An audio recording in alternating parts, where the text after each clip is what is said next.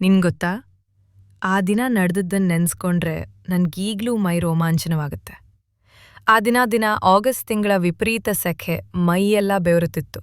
ಅದಕ್ಕೆ ಸ್ವಲ್ಪ ತಂಪಾಗ್ಲಿ ಅಂತ ಮಾಲ್ಗೋಗಿದ್ದೆ.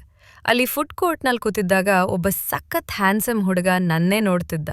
ನಾವಿಬ್ರೂ ಕಣ್ಣಲ್ಲೇ ಮುಗುಳ್ನಕ್ಕು.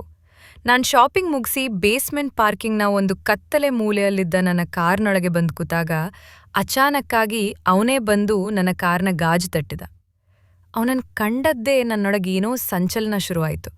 ನಾನು ಬಾಗಿಲು ತೆಗೆದು ಅವನನ್ನು ಒಳಗೆ ಕರೆದಿದ್ದೇ ತಡ, ಅವನ ಆ ದುಬಾರಿ ಪರ್ಫ್ಯೂಮ್ ಸುವಾಸನೆ ಕಾರ್ನ ತುಂಬೆಲ್ಲ ಆವರಿಸ್ತು.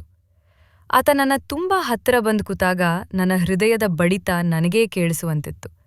ಅವನು ಮೃದುವಾಗಿ ನನ್ನ ಕೂದಲನ್ನು ಸರಿಸುತ್ತಾ ನನ್ನ ಕಣ್ಣುಗಳನ್ನೇ ದಿಟ್ಟಿಸಿದಾಗ ಆ ಕಣ್ಣುಗಳ ಸೆಳೆತಕ್ಕೆ ನಾ ಸೋತು ಹೋದೆ.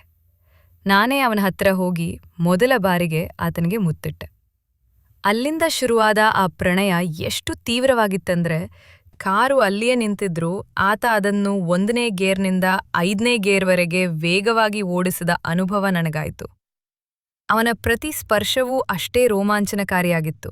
ಆ ರೈಡ್ನ ಪ್ರತಿಯೊಂದು ಕ್ಷಣವನ್ನು ನಾನು ಅಷ್ಟೇ ಇಷ್ಟಪಟ್ಟು ಅನುಭವಿಸಿದೆ. ಆ ಪಾರ್ಕಿಂಗ್ನ ಏಕಾಂತದಲ್ಲಿ ನಮ್ಮ ನಡುವಿನ ಪ್ರೀತಿ ತುತ್ತ ತುದಿಗೆ ತಲುಪಿತ್ತು. ಸ್ವಲ್ಪ ಸಮಯದ ನಂತರ ಆತ ಒಂದು ಮಧುರವಾದ ನಗು ಬೀರಿ ತನ್ನ ವಿಸಿಟಿಂಗ್ ಕಾರ್ಡ್ ನೀಡಿ ಹೊರಟು ಹೋದ. ಆದರೆ ಅಸಲಿ ಮಜಾ ಇರೋದು ಆಮೇಲೆ. ನಾನು ಪಾರ್ಕಿಂಗ್ನಿಂದ ಹೊರಗೆ ಹೋಗುವಾಗ ಅಲ್ಲಿದ್ದ ಅಟೆಂಡೆಂಟ್ ನನ್ನನ್ನು ನೋಡಿ ಕಣ್ಣು ಮಿಟುಕಿಸಿ ತನ್ನ ಹಿಂದಿದ್ದ CCTV ಮಾನಿಟರ್ ಕಡೆ ಸನ್ನೆ ಮಾಡಿದ. ಓ ದೇವ್ರೆ! ನಾನು ಕಾರು ನಿಲ್ಲಿಸಿದ್ದ ಜಾಗದಲ್ಲಿ ಸರಿಯಾಗಿ ಕ್ಯಾಮ್ರಾ ಇತ್ತು ಅಂತ ನನಗೆ ಗೊತ್ತೇ ಇರಲಿಲ್ಲ.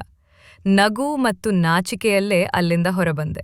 ಆದರೆ ಆ ಕಾರ್ಡ್ ಮಾತ್ರ ನಾನು ಇಟ್ಕೊಳ್ಳಿಲ್ಲ. ಯಾಕಂದ್ರೆ ಈ ಅಪರಿಚಿತ ಸಾಹಸ ಹೀಗೆ ಒಂದು ಸುಂದರ ನೆನಪಾಗಿ ಉಳಿದ್ರೇನೆ ಚಂದ ಅಲ್ವಾ?